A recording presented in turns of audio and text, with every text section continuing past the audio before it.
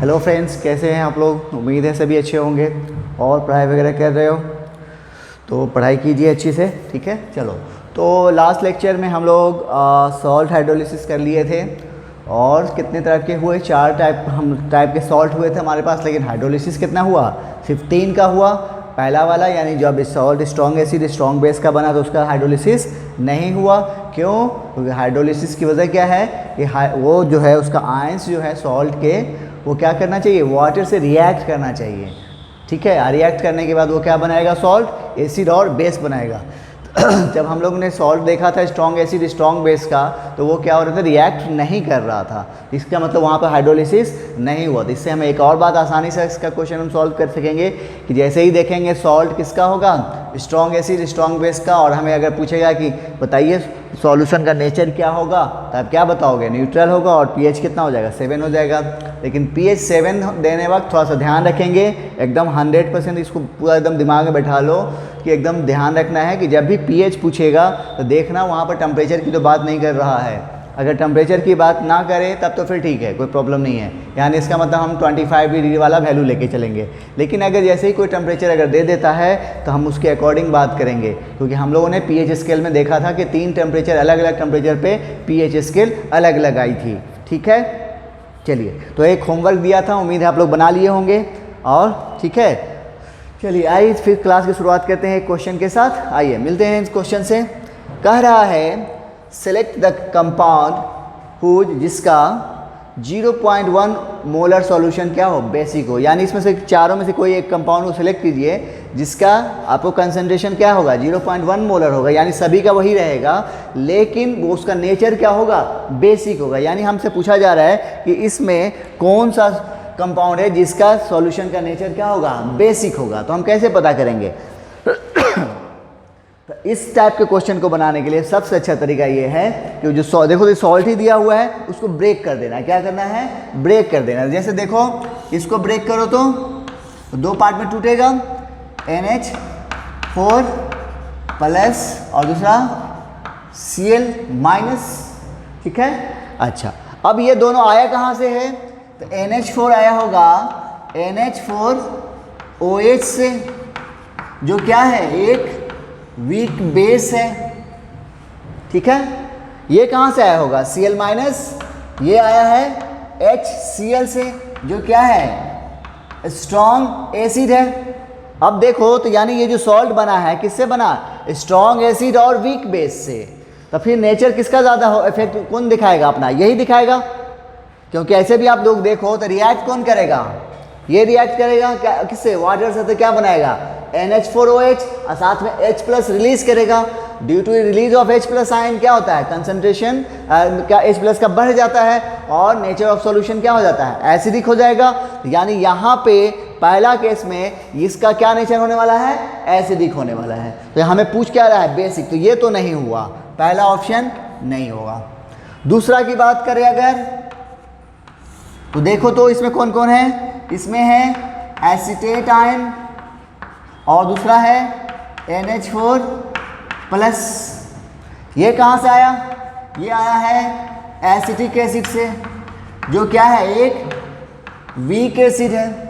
और ये कहाँ से आया, NH4 से, जो क्या है, एक वीक बेस है। अब दोनों ये जो सॉल्ट बना हुआ है किसका है, वीक एसिड और वीक बेस का है। तो हम लोग वीक एसिड और वीक बेस के केस में जब निकाल रहे थे तो देखा था कि वहाँ पे पीएच पे क्या फ़र्क पड़ रहा था, पीएच जो है सॉल्ट के कंसंट्रेशन पर डिपेंड नहीं कर रहा था, ये हुआ था ना। लेकिन वो डिपेंड किस पे कर रहा था, उसके डिसोसिएशन कांस्टेंट पे, यानी जिसका ज़्यादा होगा उसके वो अपना डोमिनेट करेगा।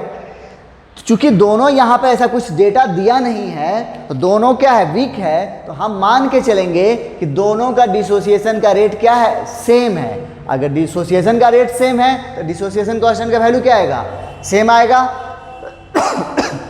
ठीक है। जब सेम आएगा तब नेचर पर कोई फर्क पड़ेगा, नहीं पड़ेगा, मतलब क्या हो जाएगा, इसका न्यूट्रल हो जाएगा, यानी 7 के आसपास। हमें पूछ क्या रहा है, बेसिक, तो ये भी नहीं होगा। समझ में आ गया। चल तीसरा बोलो।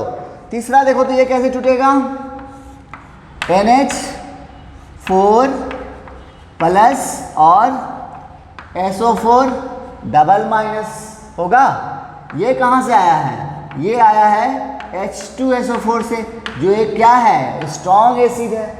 और ये कहाँ से आया, NH4 से, क्या है वो, एक वीक बेस है। तो इफेक्ट किसका होगा, स्ट्रॉन्ग वाले का होगा। स्ट्रॉन्ग वाले का इफेक्ट होगा तो मतलब कैसा नेचर हो जाएगा, इसका भी एसिडिक होगा, ये भी खत्म। ठीक है, अब आइए इन दोनों में,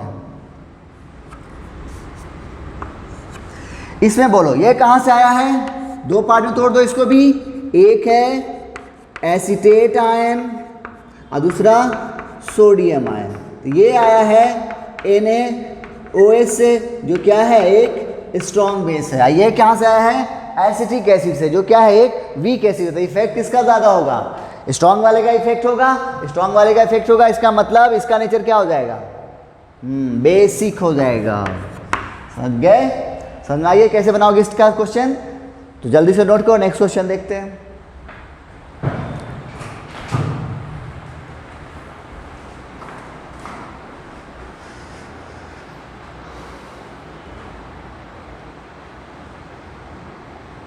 चलो अगला क्वेश्चन है हमारे पास, कह रहा है increasing order of pH of 0.1 molar solution of following cell. यानी आपको इसमें क्या करना है, आपको पीएच का ऑर्डर अरेंज करना है।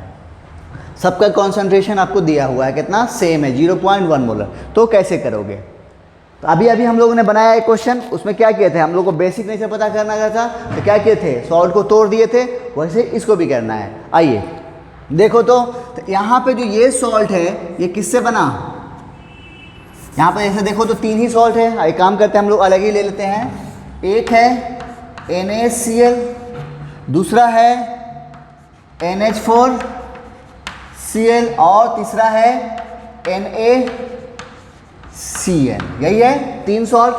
तीनों कहाँ से बने होंगे, ये बना है Na+ से और Cl- से। मतलब ये कहाँ से आया होगा, स्ट्रॉन्ग बेस और ये स्ट्रॉन्ग एसिड। ठीक है, इधर आओ, ये बात करो तो ये हो गया NH4+ और ये Cl-। ये किधर से आया होगा, वीक एसिड से, और ये किधर से आया होगा, स्ट्रॉन्ग एसिड से। कोई दिक्कत यहाँ तक नहीं। अच्छा इधर आओ, यहाँ पे गौर करो, यहाँ पे है Na+ और Cn-। ये कहाँ से आया होगा, NaOH यानी स्ट्रॉन्ग बेस, और ये कहाँ से आया होगा, वीक एसिड मतलब HCN। ये कहाँ से आया है, स्ट्रॉन्ग बेस NaOH से, ये स्ट्रॉन्ग एसिड HCl से, और ये स्ट्रॉन्ग वीक बेस होगा ना, वीक बेस NH4OH। यहाँ पे फिर HCl और यहाँ पे NaOH। यही है। अब देखो, अब आपको pH बताना है। तो pH किसका ज़्यादा होगा, जो जितना ज़्यादा बेसिक होगा। आइए देखो तो यहाँ पे स्ट्रॉन्ग एसिड है, स्ट्रॉन्ग बेस है, मतलब दोनों एक दूसरे को क्या कर देगा, न्यूट्रल कर देगा। तो इसका मतलब इसका pH कितना हो जाएगा, 7 हो जाएगा। तो दिक्कत, इधर आओ, इसको गौर करो, यहाँ पे वीक बेस है, आइए स्ट्रॉन्ग एसिड है, एसिड स्ट्रॉन्ग है, तो इफेक्ट किसका होगा, स्ट्रॉन्ग वाले का होगा। मतलब pH क्या होगा, हाँ एसिडिक का मतलब 7 से कम, यानी यहाँ पे pH हो गया <7। यहाँ तक कोई दिक्कत नहीं।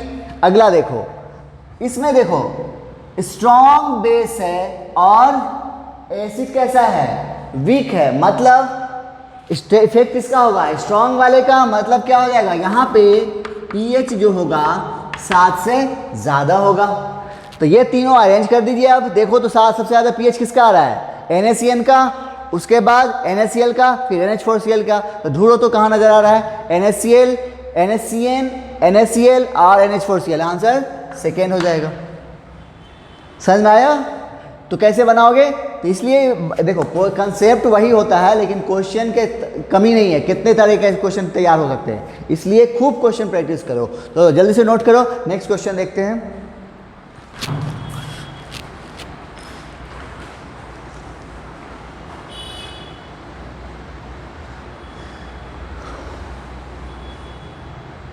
ओके चलो नेक्स्ट क्वेश्चन है हमारे पास, कह रहा है कि कैलकुलेट डिग्री ऑफ हाइड्रोलिसिस यानी H of a salt of aniline and acetic acid in 0.1 molar solution. आपको दोनों का डिसोसिएशन कांस्टेंट दिया हुआ, देखो एसिटिक एसिड का 10 to the power -5 के रेंज में है और एनिलीन का 10 to the -10, यानी दोनों क्या है, वीक है। तो ये वीक एसिड हो गया, ये वीक बेस हो गया, तो कैसे निकालोगे? तो कुछ याद आ रहा है? याद है degree of hydrolysis in case of weak acid और वीक बेस में क्या हुआ था? Square root hydrolysis constant KH हुआ था और KH का वैल्यू क्या हुआ था?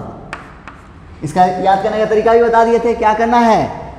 आयनिक प्रोडक्ट ऑफ वाटर और नीचे में कौन होगा? Weak part. तो यहाँ पर तो दोनों वीक है, इसका मतलब दोनों का डिसोसिएशन कांस्टेंट होगा, यानी KA इंटू KB होगा।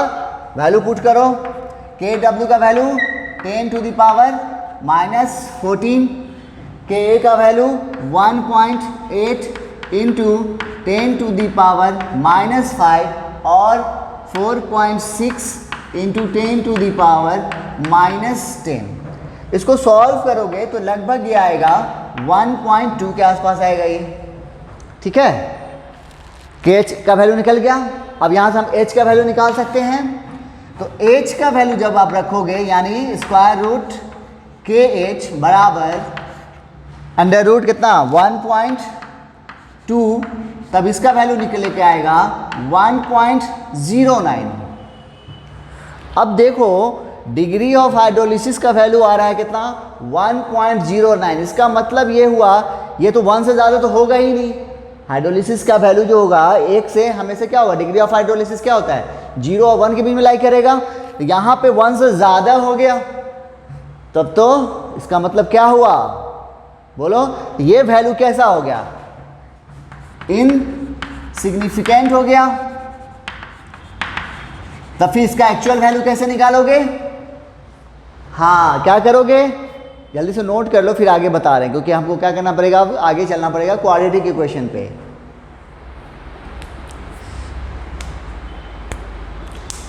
कर लिए, आजा। अब तब कैसे निकालोगे? तो KH बराबर CH square by 1 - H square हुआ था। वीक एसिड वीक बेस के केस में यही एक्सप्रेशन आता है, और ये वैल्यू तब आता है जब हम 1 को क्या करते हैं, H से बड़ा मानते हैं और H को यहाँ पर क्या कर देते हैं, नेग्लेक्ट कर देते हैं। ऐसे ही करते हैं ना। तो यानी नेग्लेक्ट करने की वजह से हमारा जो H का वैल्यू आ रहा है वो कितना आ रहा है 1.09, यानी 1 से ज़्यादा आ गया। तो ये तो होगा नहीं, यानी ये वैल्यू कैसा है, इनसिग्निफिकेंट है। तो हमें क्या इसका मतलब ये हो गया कि हम इसको यहाँ पे जो H है उसको नेग्लेक्ट नहीं करेंगे। तो फिर क्या करेंगे, तब उसका जो एक्चुअल वैल्यू है वो लेके चलेंगे। यानी क्या करोगे,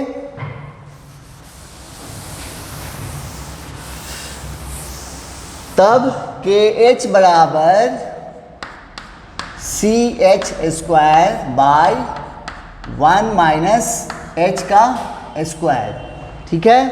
और इस तरह से KH का वैल्यू कितना आया है 1.2 बराबर C का वैल्यू कितना दिया होता है 0.1 H स्क्वायर और नीचे में 1 - H का स्क्वायर। अब इसे आपको क्या करना है, सॉल्व करना है। इस एक्सप्रेशन को कर लोगे,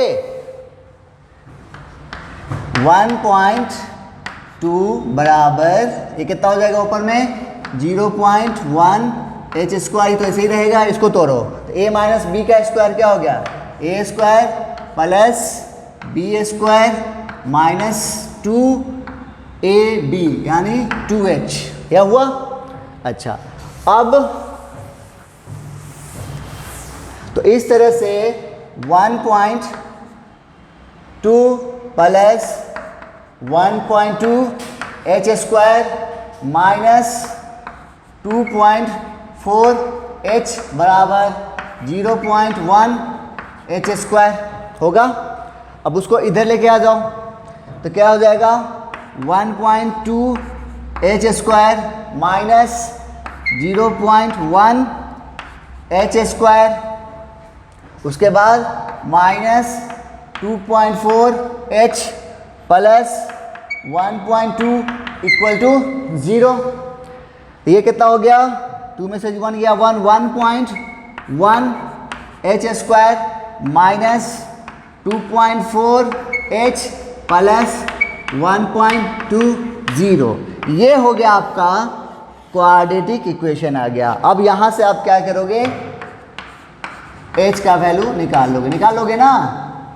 क्या लगाओगे, h बराबर माइनस बी स्क्वायर h बराबर minus b plus minus square root b square minus 4ac by 2a लगा के h का वैल्यू निकालोगे और वो जो वैल्यू आएगा वो आपका वैल्यू वही आंसर होगा। यहाँ पे हम लोग ऐसा क्यों किए, ये क्वेश्चन बड़ा अच्छा था क्योंकि हमें ये भी मालूम हुआ है कि ऐसा भी कंडीशन आ सकता है। तो ध्यान रखेंगे कि h का वैल्यू जो होता है और यानी डिग्री ऑफ डिसोसिएशन या डिग्री ऑफ हाइड्रोलिसिस यहाँ हो रही है, उसका वैल्यू क्या होगा, 0 से 1 के बीच में लाई करेगा। ठीक है, 1 से ज़्यादा नहीं होना चाहिए। यहाँ पे क्या हुआ था, 1 से ज़्यादा हो गया था। ठीक है, तो जल्दी से नोट करो फिर आगे देखते हैं।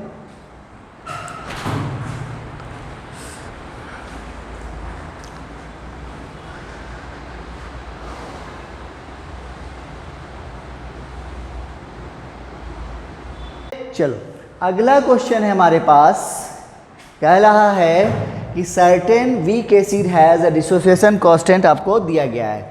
कोई वीक एसिड है, उसका डिसोसिएशन कांस्टेंट मतलब K का वैल्यू दिया है। बोल रहा है फाइंड कीजिए इक्विलिब्रियम कांस्टेंट फॉर इस रिएक्शन, यानी इस एसिड का रिएक्शन किसके साथ, स्ट्रॉन्ग बेस के साथ रिएक्शन कराना। यानी अब आपको क्या करना है, इक्विलिब्रियम कांस्टेंट का वैल्यू निकालना है। मत कैसे, देखो तो स्ट्रॉन्ग बेस के साथ किसका रिएक्शन हो रहा है, वीक एसिड का। हमें पता नहीं है कौन बेस है कौन एसिड है, तो हम लोग ऐसे लेके चल रहे हैं। और ये दोनों जब रिएक्शन करेगा, एक एसिड है दूसरा बेस है, तो क्या बनेगा, सॉल्ट और साथ में पानी भी निकलेगा। यानी यहाँ पे क्या बनेगा, सॉल्ट और साथ में वाटर निकलेगा।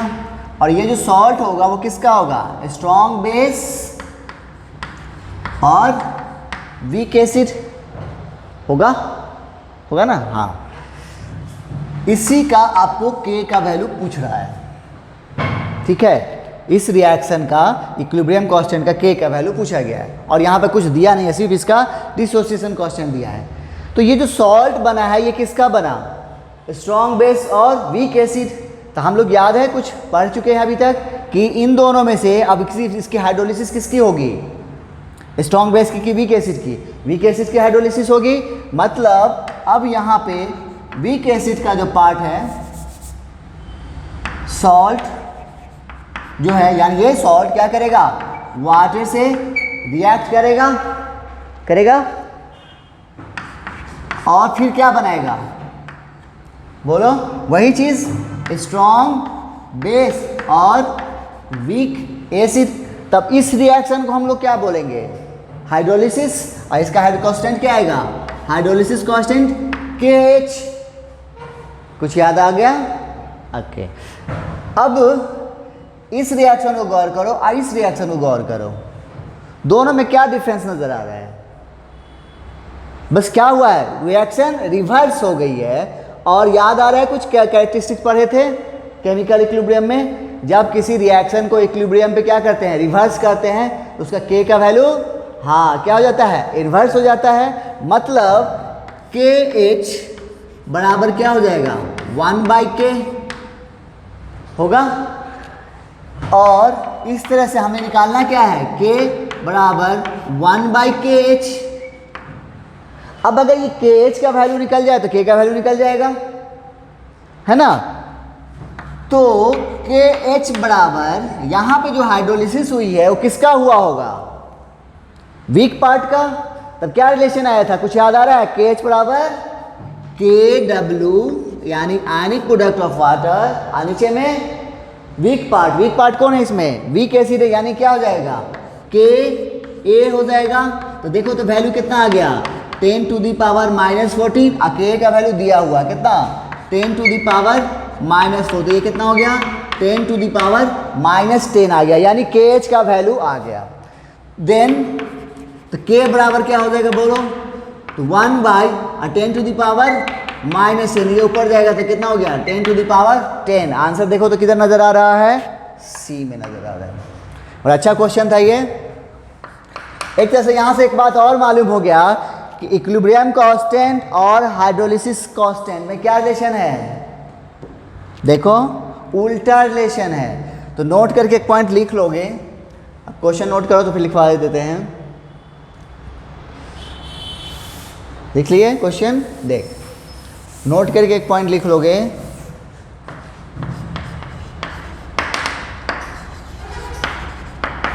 इक्विलिब्रियम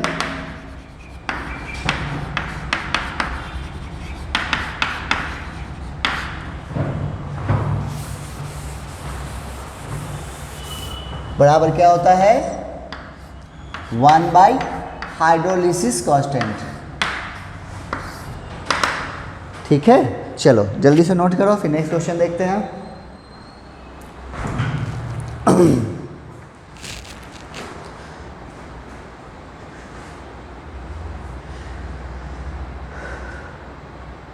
चलो अगला क्वेश्चन है हमारे पास, कह रहा है कि आपको कंसंट्रेशन का H+ का आपको कैलकुलेट करना है इन द फॉलोइंग सॉल्यूशन, यानी आपको दो सॉल्यूशन यानी दो क्वेश्चन है। पहला में है एक मिक्सचर है जिसमें किसका है 5 ml है 1/10 N एसिटिक एसिड और 5 ml है 1/10 N NaOH। दूसरा है मिक्सचर 5 ml भी अमोनिया है और दूसरा HCl है। दोनों का डिसोसिएशन कांस्टेंट का वैल्यू किसका, ये किसका होगा आपको NH4OH यानी अमोनिया का होगा, और एसिटिक एसिड का वो दोनों तो स्ट्रॉन्ग है तो उनके तो होंगे नहीं। ठीक है, चलिए तो यहाँ पे यानी ये जो दिया है किसका दिया है, ये है एसिटिक एसिड का और ये है NH3 का। ठीक है, चल आओ इसको सॉल्व करना है। कैसे करोगे,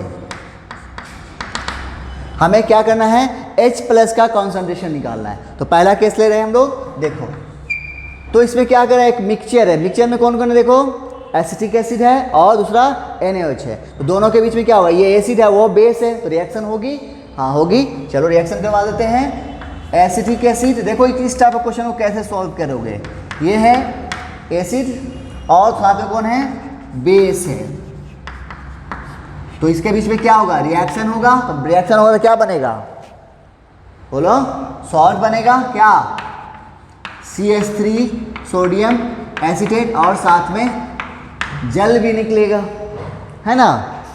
ये लिखने की रिएक्शन लिखना है आपको सबसे पहले, और उसके बाद अब दोनों का देखो तो यहाँ पे क्या दिया है, नॉर्मेटिव दिया हुआ है और वॉल्यूम दिया था। यहाँ से फिर क्या करोगे, इनका मिली इक्विवेलेंट निकालोगे। क्या निकालोगे, मिली इक्विवेलेंट। इसका मिली इक्विवेलेंट कितना देखो तो मिली इक्विवेलेंट का फॉर्मूला क्या होता है N × V, और वॉल्यूम किस में होता है ml में। तो देखो तो यहाँ पे कितना आ गया 5 ×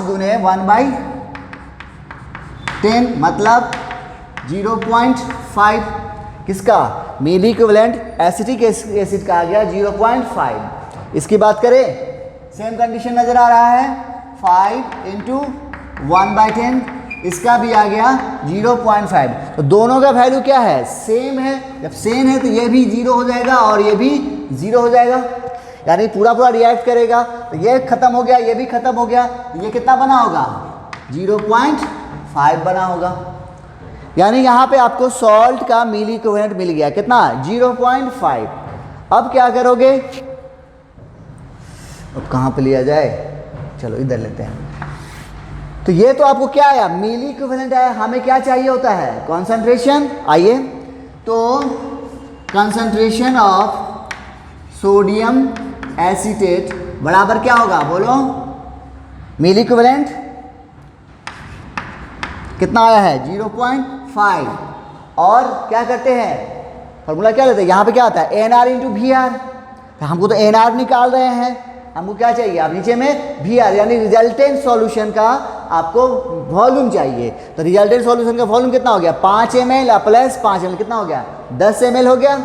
तो यहाँ पे हो गया 10, तो कितना आ गया देखो तो 5 बाई ये आ गया नीचे यानी 5 × 10⁻⁻², ये हो गया इसका कॉन्सेंट्रेशन किसका सोडियम एसीटेट का। कोई दिक्कत यहाँ तक, कैसे किया ना है हमें, सबसे पहले चूंकि यहाँ पे एसिड और बेस है तो उनका आपको क्या लोगे मिली इक्विवेलेंट निकालोगे। और लिमिटिंग रिएजेंट का केस आप लोग पढ़ चुके हो, वहाँ से देखो तो इसका दोनों का केस वैल्यू कितना आ रहा है, इसका भी सेम है इसका भी सेम है, इसका मतलब ये दोनों कंप्लीट रिएक्ट कर गया और यहाँ पे बना सॉल्ट कितना बनेगा, ये यहाँ पे क्या हो गया 0 हो गया, ये बन गया 0.5।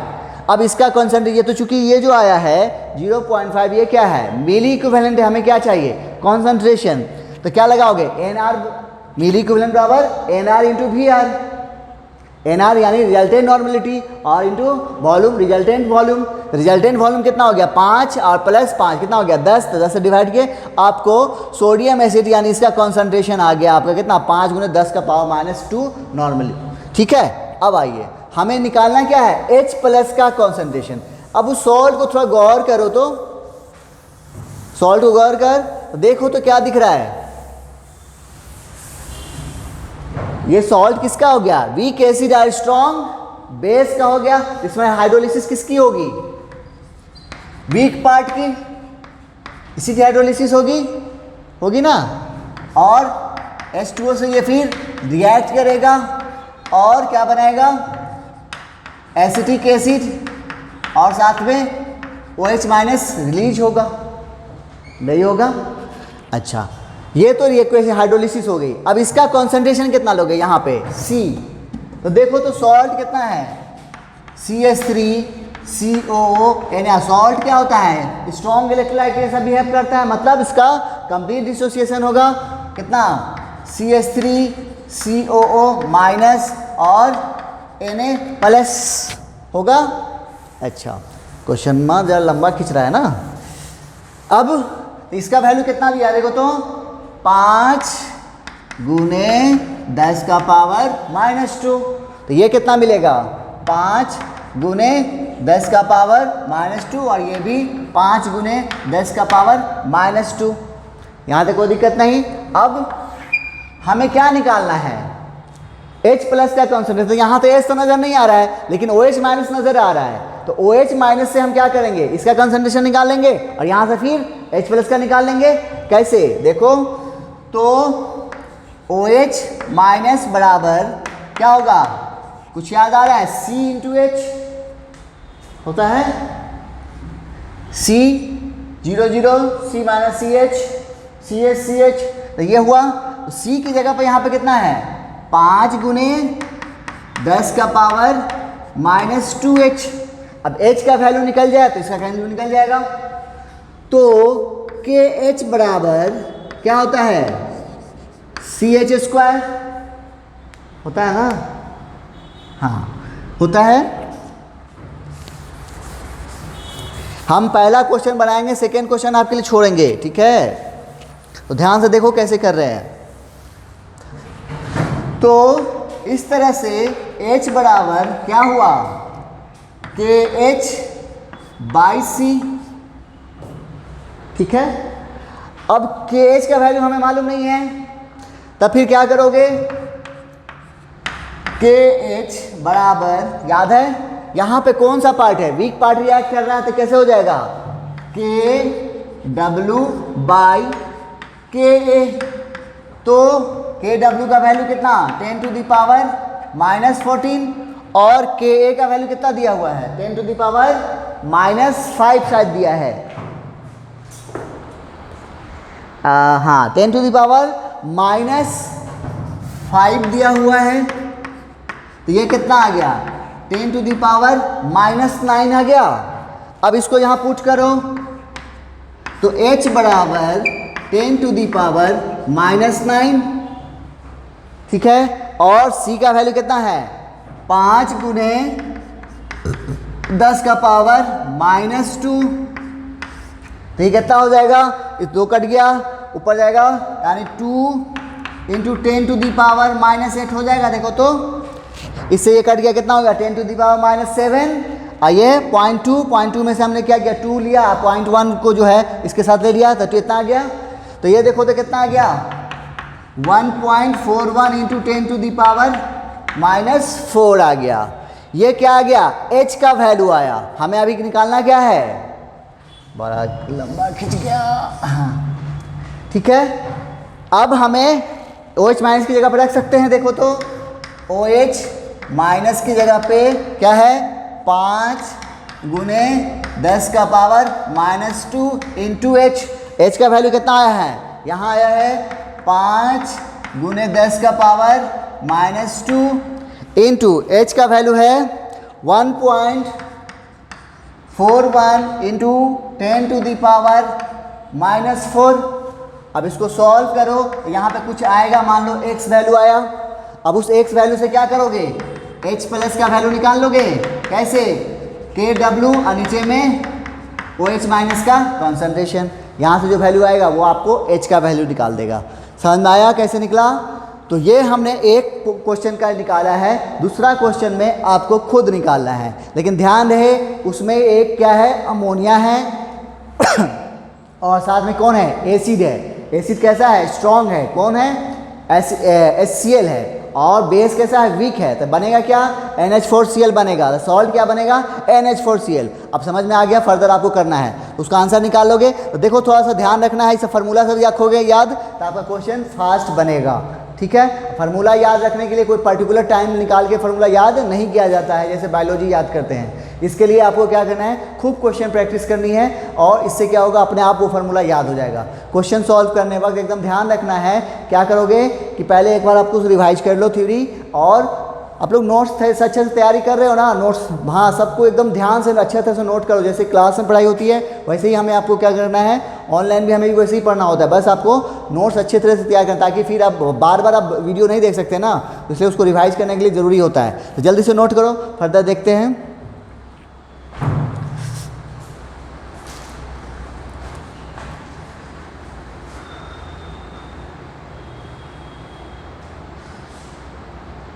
चलो अगला क्वेश्चन है हमारे पास, कह रहा है कि 1 ml ऑफ 0.1 नॉर्मल HCl को ऐड किया गया है किसमें, 999 ml ऑफ NaCl। ठीक है, तो pH ऑफ रिजल्टिंग सॉल्यूशन का pH क्या होगा। तो जो सॉल्यूशन NaCl का जो सॉल्यूशन होगा उसका कोई pH होगा, उसका तो कोई pH होगा नहीं, क्योंकि कितना होगा, pH 7 न्यूट्रल होगा, है ना, क्योंकि NaCl क्या है, स्ट्रॉन्ग एसिड है, स्ट्रॉन्ग बेस का सॉल्ट है। इसका मतलब उसका pH 7 यानी न्यूट्रल सॉल्यूशन। लेकिन उसका वॉल्यूम कुछ तो काम करेगा। मतलब क्या हुआ, तो यानी जो pH में जो फर्क आएगा वो pH किसकी वजह से आएगा, इसकी वजह से आएगा। तो कुछ याद आ रहा है, तो हम लोग कैसे निकालते हैं pH निकालने के लिए, हाँ क्या करोगे, हमें H प्लस का वैल्यू निकालना होता है। ये जो है H प्लस का वैल्यू होता है, और ये किसके बराबर होता है, रिजल्टेंट नॉर्मलिटी के बराबर। यही था ना। अब अगर ये निकल जाए तो काम बन जाएगा। तो अब देखो, तो HCl जो ऐड किया जा रहा है वो कितना किया जा रहा है, तो क्या करोगे, इसका मिली इक्विवेलेंट कितना हो जाएगा, milli equivalent of HCl n into V कितना हो जाएगा, 1 इंटू 0.1। ये हुआ। तो ये कब हुआ, पहले। अब जब इसको पानी में उस NaCl के सॉल्यूशन में ऐड कर दिया गया, तब इसका मिली इक्विवेलेंट यही रहेगा, क्या हो जाएगा, चेंज हो जाएगा, है ना। और जो चेंज हो रहा है तो यहाँ पे क्या हो रहा है, फर्दर जो है इसका सॉल्ट तो नहीं आ रहा है, इसका मोल तो नहीं आ रहा है, इसका क्या आ रहा है, सिर्फ वॉल्यूम ले रहे हैं, यानी क्या हो रहा है, डाइल्यूशन हो रहा है एक तरह से। तो मतलब क्या हो गया, milli equivalent of HCl before बराबर आफ्टर। इस तरह से मतलब क्या हो गया, milli equivalent of HCl before बराबर क्या हो जाएगा, milli equivalent of HCl after dilution. तो पहले क्या है, यही है 0.1, है ना। अच्छा, बाद में कितना होगा, उसका हमें नॉर्मलिटी नहीं मालूम, मालूम है हमें नहीं मालूम। इसको ऐड करने के बाद इसमें हमें क्या, उसका नॉर्मलिटी यानी कॉन्सेंट्रेशन क्या हुआ हमें पता नहीं, वो तो हमें निकालना है। लेकिन वॉल्यूम, फाइनल वॉल्यूम कितना हो गया ये तो मालूम हो गया।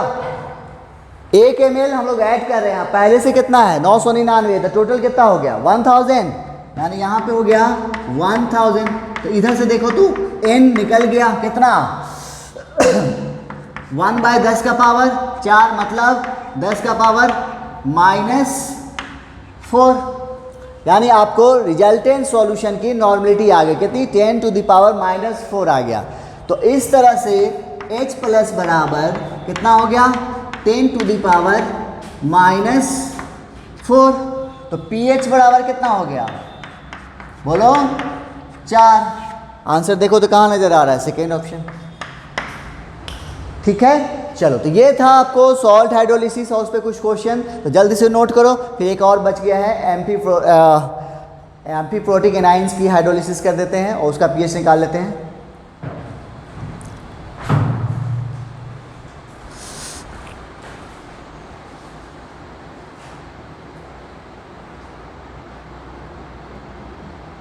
चलो अब हम लोगों ने, अब आपका काम है कि आप क्वेश्चन जितना बना सकते हो बनाओ, जितना बनाओगे उतना फास्ट हो जाएगा। हेडिंग डालोगे पीएच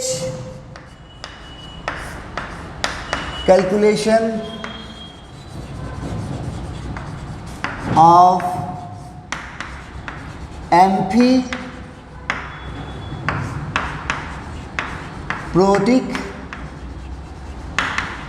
एनाइन।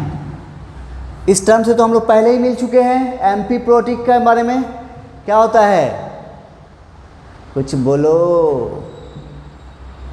क्या होता है? वो स्पीसीज जो H+ दे भी सकता है और ले भी सकता है, उसे हम लोग क्या बोलते हैं? एम्फीप्रोटिक स्पीसीज बोलते हैं। हम लोग शुरू में पढ़ चुके हैं, पहला या दूसरा लेक्चर में ही पढ़े थे। तो जैसे एग्जाम्पल देखो H2PO4 minus HPO4 double minus, ये सब क्या है? एम्फीप्रोटिक स्पीसीज नहीं है। ये H+ दे भी सकता है और ले भी सकता है, ये भी दे सकता है और ले सकता है। HCO3 minus HS minus HSO4 minus etcetera, ये सभी क्या है? एम्फीप्रोटिक स्पीसीज हैं। मतलब ये हुआ कि ये क्या करते हैं? H+ दे भी सकते हैं और ले भी सकते हैं। अब इनका हमें पीएच कैलकुलेशन करना है। कब? PH calculation of amphiprotic anions on hydrolysis. जब इसकी हाइड्रोलिसिस होगी उसके बाद इसका पीएच हम लोग कैसे निकालेंगे? दिन सिंपल है, वो फार्मूला डिराइव करना है, वो है बस, उसको आ जाएगा। देखो कैसे करोगे, तो हम एग्जाम्पल के तौर पे लेके चल रहे हैं H2PO4 माइनस। ठीक है, इसको हम लोग लिया है। बाकी जैसा हम इसके साथ करें, बाकी के साथ भी आप वैसा ही करेंगे। देखो तो ये क्या होगा?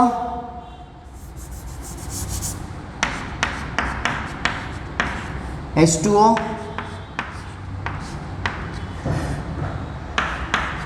HPO4 डबल माइनस और H3O प्लस। तो इस केस में देखो तो हुआ क्या यहाँ पे इसने फर्दर H+ दिया है। हाइड्रोलिसिस में ऐसा कुछ होता था, उसे एक्सेप्ट करता है। यहाँ पे H+ दे रहा है, मतलब ये कैसा बिहेव कर रहा है? एसिड के जैसा। ठीक है, तो ये इसका कौन हो गया? बोलो, हाँ, क्या हो जाएगा? कंजुगेट बेस हो जाएगा। तो इस प्रोसेस को हम, ये जो रिएक्शन, इसको हम लोग क्या कहेंगे? आयोनाइजेशन हो रहा है यहाँ पे। हमें तो हाइड्रोलिसिस करनी है। चलो फिर नेक्स्ट लेते हैं H2PO4 माइनस प्लस H2O। अब H3PO4 प्लस OH माइनस। अब बोलो, अब क्या हो रहा है यहाँ पे? हाँ, अब यहाँ पर देखो इसने क्या किया, यहाँ से एक H+ को एक्सेप्ट किया। इसका मतलब यहाँ पे क्या हो रहा है? अब हाइड्रोलिसिस हो रही है। यहाँ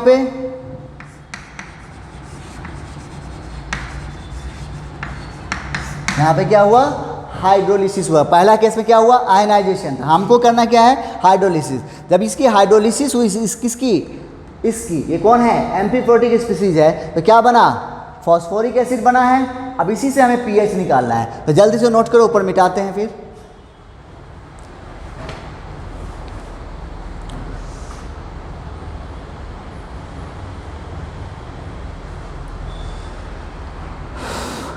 चलिए आ जाओ।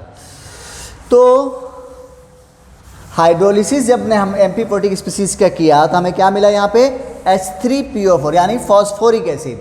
तो फॉस्फोरिक एसिड कैसा एसिड है? पॉलीप्रोटिक एसिड है ना। मतलब एक से ज़्यादा H प्लस देगा, मतलब कैसे देगा, एक ही बार नहीं ना, क्या होगा, H प्लस स्टेप वाइज देगा। तो इसका dissociation constant Ka1, further H2PO4 minus, फिर ये H प्लस देगा और HPO4 डबल माइनस, इसका डिसोसिएशन कांस्टेंट 2। फर्दर ये एक बार और दे सकता है HPO4 डबल माइनस और H प्लस और PO4 ट्रिपल माइनस, इसका डिसोसिएशन कांस्टेंट 3। अब बताओ इन तीनों में ऑर्डर बताओ किसका ज़्यादा होता है। पहला का सबसे ज़्यादा होता है, उसके बाद दूसरा का उससे बहुत कम और तीसरा का उससे और भी कम।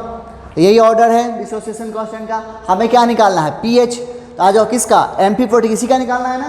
तो इधर देखो, तो Ka2 बराबर हम क्या लिख सकते हैं, देखो तो H प्लस और HPO4 डबल माइनस होगा, ओके। और नीचे में H2PO4 माइनस होगा। हमें क्या निकालना है, पीएच से H प्लस निकालें, यहाँ से H प्लस निकालो, अलग करो।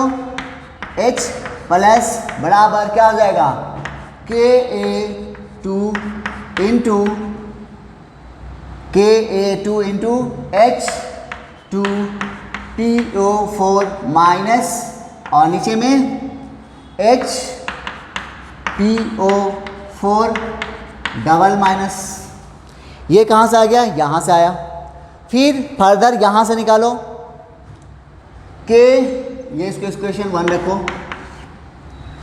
Ka1 बराबर क्या होगा, देखो तो H प्लस और H2PO4 माइनस, नीचे में H3PO4 होगा। यहाँ से फिर क्या करो, इसमें से इसका वैल्यू निकालो, यहाँ से निकालो तो H2PO4 माइनस बराबर क्या हो जाएगा, देखो तो Ka1 इंटू H3PO4, नीचे में क्या आ जाएगा, H प्लस आ जाएगा। ठीक है, जल्दी से नोट करो, फिर आगे बता रहे हैं।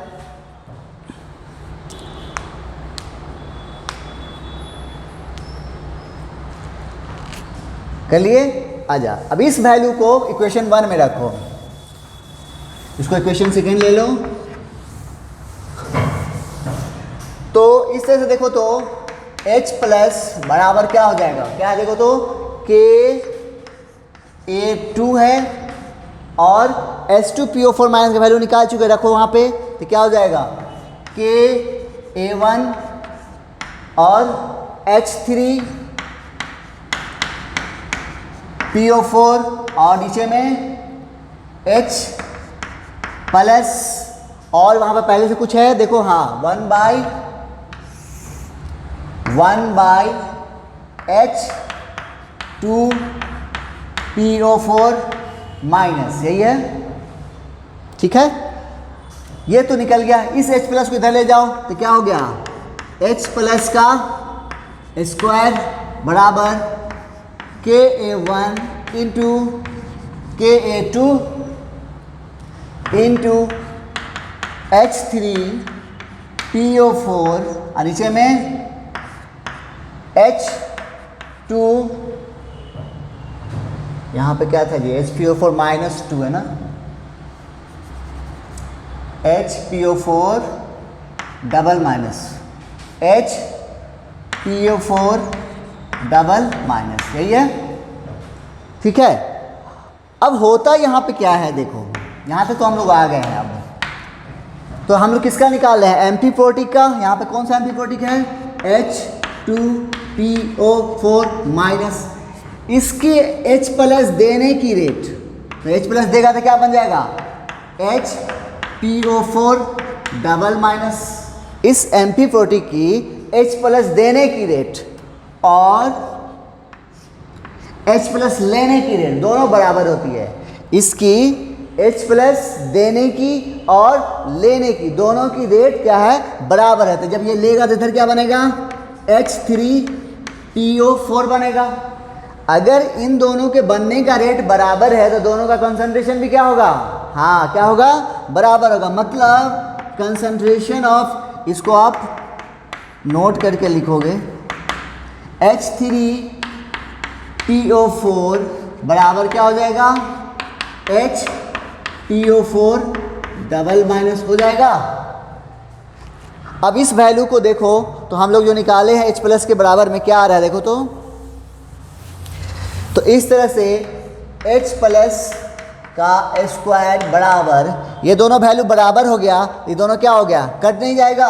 तो इस तरह से Ka1 into Ka2 into H3PO4 और नीचे में HPO4 डबल माइनस, ये हो गया कट। तो इस तरह से H प्लस बराबर क्या आ गया, देखो तो Ka1 इंटू Ka2 और √2 तो हम लिख सकते हैं 1/2। अब H प्लस का वैल्यू निकल गया, हम pH निकाल सकते हैं। तो pH बराबर क्या हो जाएगा, बोलो क्या हो जाएगा, दोनों से हम माइनस लॉग लोगे, लोग आगे कर दे, हम डायरेक्ट कर दे या नहीं, चलो डायरेक्ट नहीं करते, लेते हैं minus log Ka1 into Ka2 का पावर 1/2। तो 1/2 को इधर लेके आ जाओ, तो 1/2 और इसके क्या होगा log n इंटू n, तो log minus log Ka1 plus minus log Ka2, तो क्या हो जाएगा Pka1 प्लस Pka2, यानी यहाँ पे क्या हो गया Pka1 प्लस Pka2। ये आ गया आपको pH, किसका आया है ये H2PO4 माइनस का। तो जल्दी से नोट करो, एक फार्मूला नोट करवा देते हैं।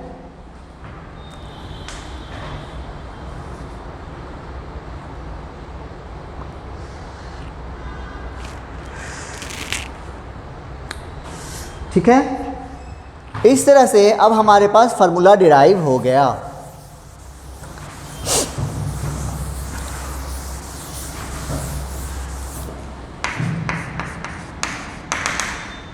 pH of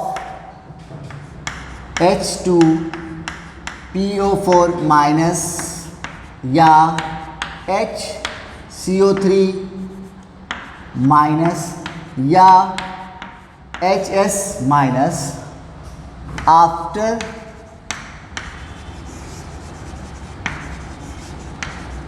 क्या हो जाएगा, देखो क्या आया है Pka1 प्लस Pka2/2 आया।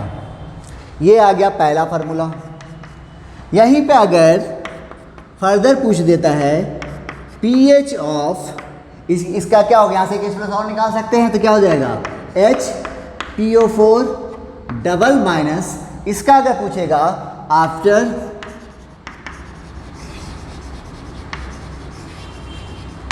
सोचो तो क्या हो जाएगा, हाँ क्या होगा Pka2 प्लस Pka3 और नीचे में 2। तो ये हो गया आपको एम्फी प्रोटिक एनायन के केस में pH निकालेंगे उसका फार्मूला, ये डिराइव हो गया। ठीक है, तो जल्दी से नोट करो, एक क्वेश्चन देख लेते हैं इस पर जल्दी से।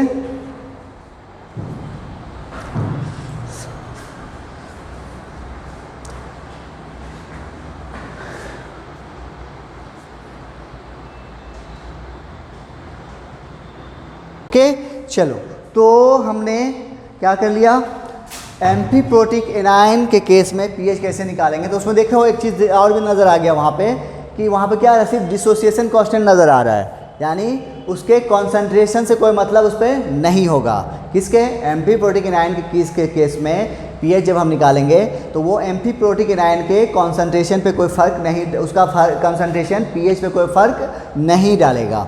जैसे किस केस में हम लोग सॉल्ट हाइड्रोलिसिस किए थे, किसका, वीक एसिड और वीक बेस का किया था, तो वहाँ पर भी कुछ ऐसा ही आया था। वहाँ पर भी क्या था, सॉल्ट के कंसंट्रेशन से पीएच पे कोई फ़र्क नहीं पड़ रहा था। आइए इनसे मिलते हैं।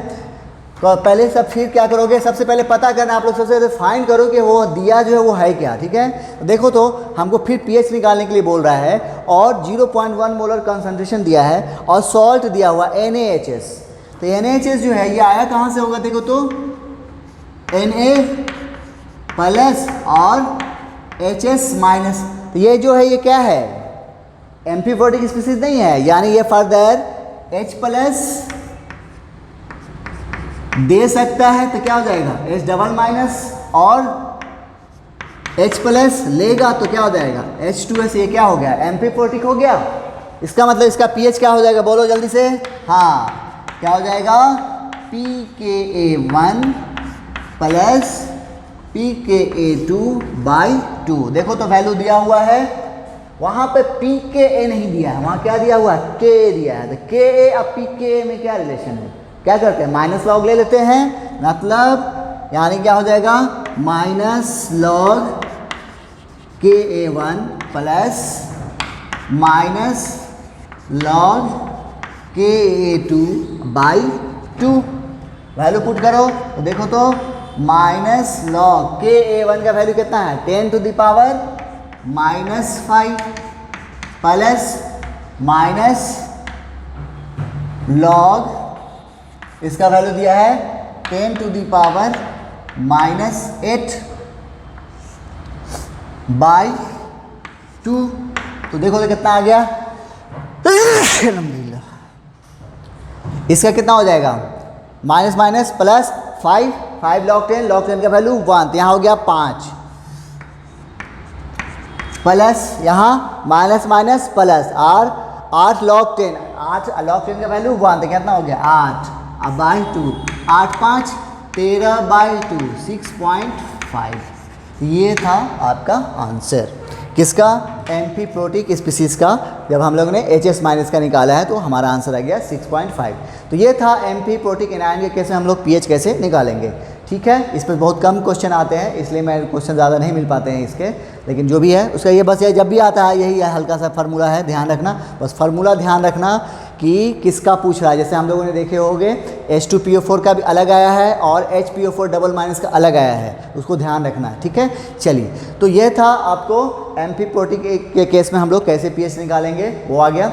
अब बच गया हमारा पोली बेसिक एसिड और पोली बेसिक बेस का हम लोग पीएच कैसे निकालेंगे ऑन आफ्टर हाइड्रोलिसिस पे, यानी जैसे K3PO4 है तो उसका पीएच कैसे निकालेंगे, तो नेक्स्ट लेक्चर उस पर होगा। और साथ ही कल नेक्स्ट लेक्चर में शुरू होगा हम लोगों का बफर सॉल्यूशन। अब हमारा इस चैप्टर में 2 टॉपिक बच गया है, एक है बफर सॉल्यूशन एंड देन दूसरा बच गया है सॉल्युबिलिटी प्रोडक्ट, और वो दोनों काफ़ी इंपॉर्टेंट है, खासकर सॉल्युबिलिटी प्रोडक्ट बहुत आसान है, टेंशन नहीं लेना है, वो आराम से बन जाएगा वो भी, ठीक है। तो जब बस आप लोगों का काम है ज़्यादा से ज़्यादा क्वेश्चन खूब प्रैक्टिस करें। और आज मैंने एक क्वेश्चन बनाया था, एक क्वेश्चन छोड़ दिया है होमवर्क के तौर पे, तो उसका क्वेश्चन आप सॉल्व करके आंसर हमें ज़रूर बताएं। ओके, मिलते हैं नेक्स्ट लेक्चर में, थैंक यू।